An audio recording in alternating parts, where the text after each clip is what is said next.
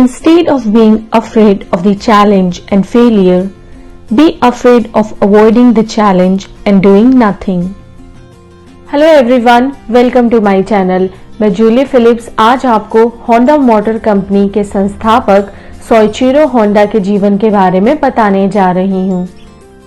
Soichiro Honda का जन्म Japan में 17 नवंबर 1906 में हुआ। उनके पिता गिहेई होंडा एक लोहार थे और माता मिका होंडा कपड़े बुनने का काम करती थी।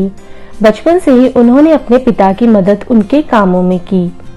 15 साल की उम्र में बिना किसी औपचारिक शिक्षा के होंडा ने घर छोड़ दिया और काम की तलाश में टोक्यो चले गए। सन 1922 में एक गैरेज में अप्रेंटिसशिप की नौकरी मिलने के बाद 6 साल तक उन्होंने कार मैकेनिक का काम किया वहां पर और फिर वो अपने घर लौट गए। सन 1988 में जब वो 22 वर्ष के थे तो उन्होंने ऑटो रिपेयर बिजनेस खोला। सन 1936 में होंडा ने पहली जापानी ऑटोमोबाइल रेस में टर्बोचार्ज फोर्ड चलाई तमंगवा स्पीडवे पे, लेकिन कार दुर्घटना में उनकी बाईं आंख पर चोट लग गई। उनके भाई भी इस रेस में घायल हो गए थे। इसके बाद उन्होंने रेसिंग छोड़ दी। सन 1947 में उन्होंने टोकायो सेको नाम की कंपनी की स्थापना की, जिसमें वो टोयोटा मोटर कंपनी के लिए पिस्टन रिंग्स बनाया करते थे। वर्ल्ड वॉर 2 के दौरान बॉम्ब के हमले ने 1944 में टोकायो सेकी के यामाशाटी प्लांट को नष्ट कर दिया था और 1945 में मिकावा भूकंप ने इवाटा प्लांट ढह गया। युद्ध के बाद बचा सामान होंडा ने टोयोटा मोटर कंपनी को बेच दिया और उसके बाद 1946 में उन्होंने एक कंपनी बनाने का विचार किया।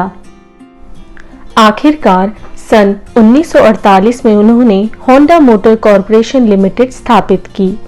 साथ ही एक पूर्ण मोटराइज्ड बाइसिकल टाइप ए का उत्पादन शुरू कर दिया, जिसे होंडा द्वारा डिजाइन किया गया था और ये पहला बड़े पैमाने पर मैन्युफैक्चर था जो 1951 तक बेचा गया। सन 1949 में होंडा ने टाइप डी मोटरसाइकिल का डिजाइन बनाया। ये उस समय मोटरसाइकिल के ड्रीम सीरीज का पहला मॉडल था। युद्ध के बाद होंडा अपने दोस्त टोकियो फुजिसावा, जो पिस्टन रिंग्स के सप्लायर थे, उनसे फिर से मिले। उसी साल होंडा ने फुजिसावा को काम पर रखा, जो फाइनेंस संभालते थे, और साथ ही साथ उन्होंने फर्म को आगे बढ़ाने में मदद भी की। सन 1959 में होंडा मोटरसाइकिल ने यूनाइटेड स्टेट्स ऑफ अमेरिका में अपनी पहली डीलरशिप खोली। सोइचिरो होंडा ने होंडा कंपनी के प्रेसिडेंट के रूप में कंपनी को $1 बिलियन मल्टीनेशनल कंपनी में बदल दिया, जिसने दुनिया में बिकने वाली सबसे ज्यादा मोटरसाइकिल्स का उत्पादन किया। उनकी इंजीनियरिंग और मार्केटिंग स्किल्स की वजह से होंडा मोटरसाइकिल्स आज भी बहुत मशहूर है। सन 1973 में होंडा ने रिटायरमेंट ले लिया, फिर वे डायरेक्टर के रूप में बने रहे। सन 1983 में उन्हें कंपनी का सुप्रीम एडवाइजर बना दिया गया था। सन 1980 में उन्हें पीपल मैगजीन ने द जापानीज हेनरी फोर्ड के नाम से सम्मानित किया और उन्हें 25 दिलचस्प लोगों के नाम की सूची में भी शामिल किया। अपने रिटायरमेंट में होंडा ने खुद को होंडा फाउंडेशन से जुड़े कामों में व्यस्त कर लिया था। सोइचिरो होंडा की पत्नी साची होंडा और उनके बेटे हिरोतोशी होंडा।